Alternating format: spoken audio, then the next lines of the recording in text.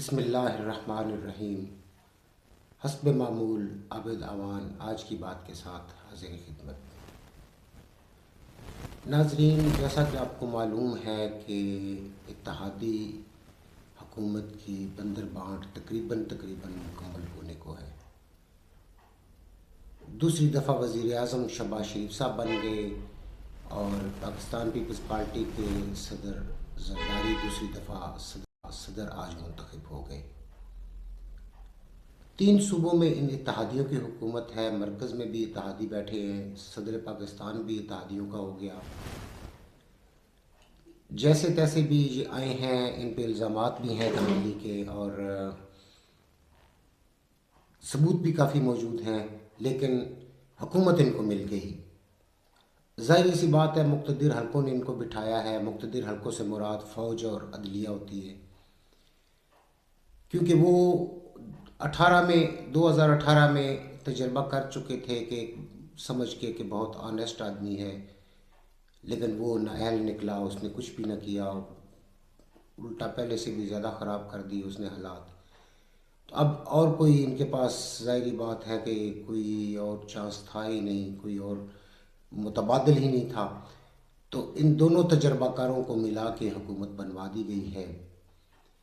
اور حکومت تو ان کو مل گئی، حقیقت میں اب ان کے اوپر بہت زیادہ ذمہ داری بھی آ گئی ہے کہ جتنے ملک کے حالات، معاشی حالات خراب ہیں، اگر یہ اس کو درست نہیں کر سکتے اور معیشت بہتری کی طرف نہیں جاتی تو یقینی طور پہ ان تجربہ کاروں کی جو سیاست ہے، بالخصوص نون لیگ کی، پیپلز پارٹی والے تو سیانے نکلے ہیں، انہوں نے براہ راست حکومت میں شمولیت نہیں اختیار کی، کابینہ وغیرہ میں وہ نہیں جا رہے، تو یہ ان کے لیے بہت بڑا خطرہ ہے نون لیگ کے لیے کہ اگر یہ خدا نخواستہ معیشت کو سنبھال نہیں پاتے تو اگلے جو الیکشن ہوں گے اس تک نون لیگ کا صفایا ہو سکتا ہے۔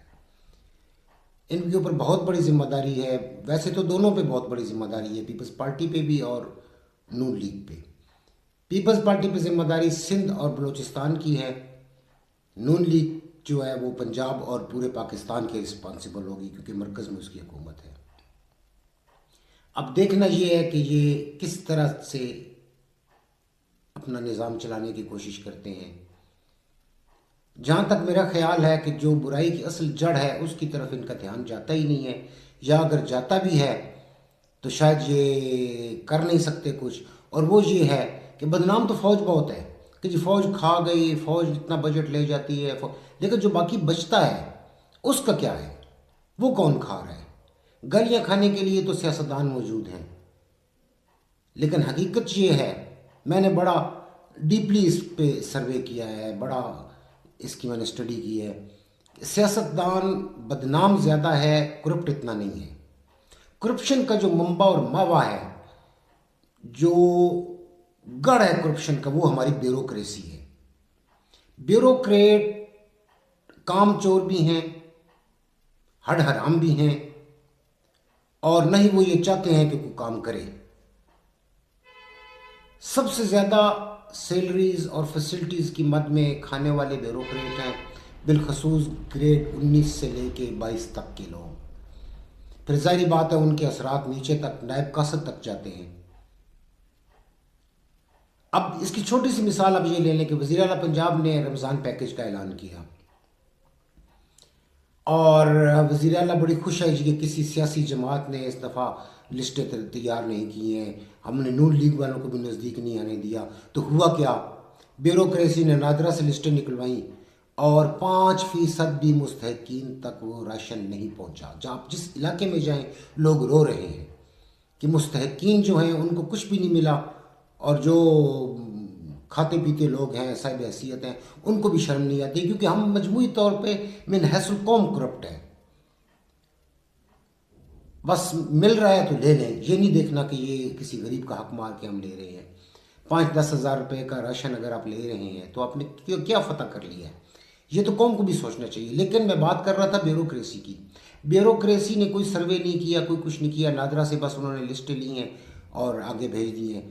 وہ جس کا بھی کوئی ماما چاچا ہوگا وہ لے لیا اس نے۔ مستحقین جو ہیں، غریب جو ہیں، نادار جو ہیں، وہ منہ دیکھ رہے ہیں ابھی تک۔ یہ ایک چھوٹی سی مثال ہے. ہر معاملے میں گورنمنٹ اگر کوئی پالیسی بناتی ہے، کوئی اسکیم لے کے آتی ہے غریبوں کے لیے، تو اس کا بیڑا غرق کرنے والا کون ہوتا ہے؟ بیوروکریٹ ہوتا ہے. اگر تو یہ حکمران اس چیز کو سمجھ گئے اور بیوروکریسی کو لگام ڈال لی انہوں نے، تو پھر یہ کچھ ڈیلیور کرنے میں کامیاب ہو جائیں گے. کیونکہ بیوروکریٹ کبھی بھی نہیں چاہتا ہوتا کہ سیاستدان جو ہے وہ کامیاب ہو اور عوامی نمائندے جو ہیں وہ عوام تک اپنی بہتری کے اثرات پہنچا سکیں. کیونکہ وہ یہی چاہتے ہوتے ہیں کہ بیوروکریٹ کے مرہون منت سارے رہیں. مارشل لا بھی لگتا ہے تو جب تک ان کو فوجی اپنے ٹھڈوں پر نہیں رکھتے یہ سیدھے نہیں ہوا کرتے. وہاں بھی چونکہ فوج جو ہے وہ انتظامی امور جو اس طرح ہوتے ہیں، لوکل باڈیز کے قوانین یہ وہ، ان سے تو اس کو آشنائی نہیں ہوتی. ان کے ساتھ بھی یہی کھیل کھیلا جاتا ہے.